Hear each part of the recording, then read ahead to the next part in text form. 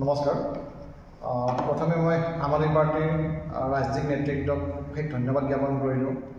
তেখেতসকলে যে মোক এই পদটোৰ কাৰণে উপযুক্ত বুলি ভাবিছে আৰু বিশেষকৈ আমি আম আদমি পাৰ্টিৰ আমাৰ ভাৰপ্ৰাপ্ত সভাপতি ডক্টৰ হৰেণ চৌধুৰী ছাৰ, আমাৰ আম আদমি পাৰ্টিৰ ৰাজ্যিক উপসভাপতি অনুৰূপা ডেকা বাইদেউ, লগতে আম আদমি পাৰ্টিৰ সাংগঠনিক সম্পাদক ৰাজীৱ শইকীয়া ছাৰ, তেখেতসকলক মই বিশেষকৈ ধন্যবাদ জ্ঞাপন কৰিলোঁ। তেখেতসকলে যে মোক এই পদবীটোৰ কাৰণে উপযুক্ত বুলি ভাবি নিৰ্বাচিত কৰিছে আৰু ময়ো আশা কৰিম তেওঁলোকৰ মোক যি বিশ্বাস কৰি এই দায়িত্বটো দিছে, তেওঁলোকৰ যদি বিশ্বাসটো মই সদায় অটুট ৰাখিব পাৰোঁ আৰু আম আদমি পাৰ্টিৰ যুৱশক্তিক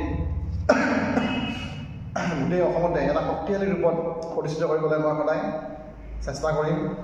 আৰু লগতে মই সকলো যি আম আদমি পাৰ্টিৰ আমাৰ যিখিনি ইউথৰ ৰাজ্যিক নেতৃত্ব আছে সকলোকে মই আহ্বান জনাইছোঁ, তেওঁলোকে মোক সহযোগ কৰে। এই মোৰ যি যাত্ৰা, এই যি মোৰ কৰ্মৰ যাত্ৰা হ'ব তাতে তেওঁলোকে সকলোৱে সহযোগ কৰে আৰু আমি একে হাতে হাত ধৰি আমি আম আদমি পাৰ্টি যুৱশক্তিটোক, অকল আম আদমি যুৱশক্তিকে নহয় গোটেই আম আদমি পাৰ্টি দলটোক অসমৰ ৰাইজৰ মাজত আমাৰ যি উদ্দেশ্য, আমি যি উদ্দেশ্যলৈ ৰাজনীতি কৰিবলৈ আহিছোঁ অসমত, আমাৰ মেইন উদ্দেশ্য হ'ল শিক্ষাৰ ক্ষেত্ৰত কাম কৰা, স্বাস্থ্যৰ ক্ষেত্ৰত কাম কৰা, লগতে আমাৰ যি আপোনাৰ নিয়োগৰ ক্ষেত্ৰত আমি আম আদমি পাৰ্টিয়ে সদায় এই তিনিটা বস্তুৰ ওপৰত বেছি গুৰুত্ব দিওঁ।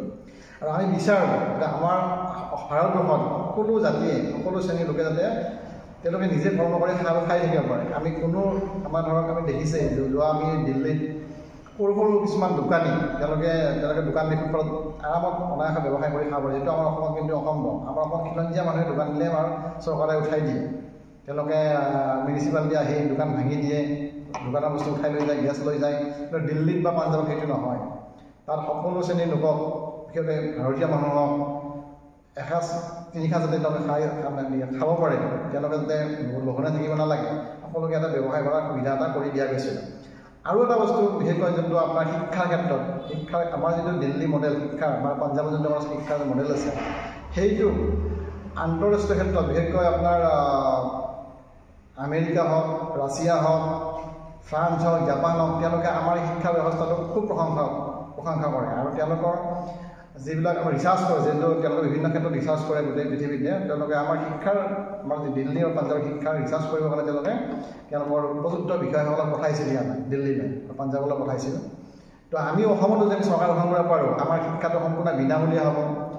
এজন গৰীব ঘৰৰ এটা ল'ৰা ছোৱালী য'ত পঢ়িব, তাতে আপোনাৰ এজন ধনী ঘৰৰ ব্যক্তিৰ ল'ৰা ছোৱালীকে পঢ়িব পাৰিব। বিশেষকৈ যেনেকৈ আপোনাৰ এজন মালিকৰ যোনে গাড়ী চলায়, সেই ড্ৰাইভাৰজনৰ শিশুটো য'ত পঢ়িব আৰু মালিকজনৰ শিশুটো তাতে পঢ়িব ব্যৱস্থা থাকিব। কাৰণ কিয় থাকিব, আপুনি চাব আপোনাৰ পাঞ্জাৱ বা দিল্লীত আপোনাৰ যেতিয়া দিল্লীত চৰকাৰ আছে, চৰকাৰ আছে, আমাৰ ব্যক্তিগতকৰণ যি শিক্ষানুষ্ঠান তাতকৈ আমাৰ চৰকাৰী শিক্ষানুষ্ঠান বহুতো উন্নত, তাতকৈ বহুত ওপৰত উন্নত। ডেফিনেটলি মানুহে চৰকাৰী খণ্ডতে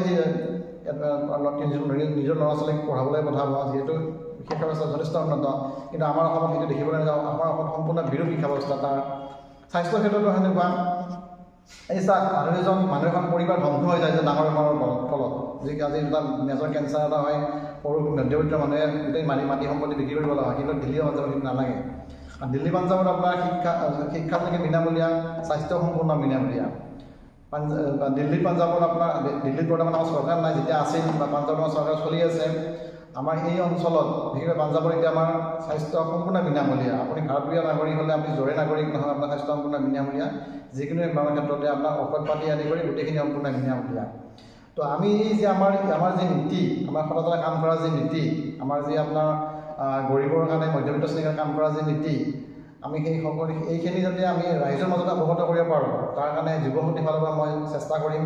আৰু 2026ত আশা কৰোঁ ৰাইজে যাতে আমাক আঁকোৱালি লয়, আমাক চৰকাৰ গঠন কৰিব নিদিলেও অঞ্চল যাতে আমাক বিৰোধী পক্ষত বহুৱাই, আমি যাতে আমাৰ এইবাৰ যাতে বিধানসভাত যাতে আমাৰ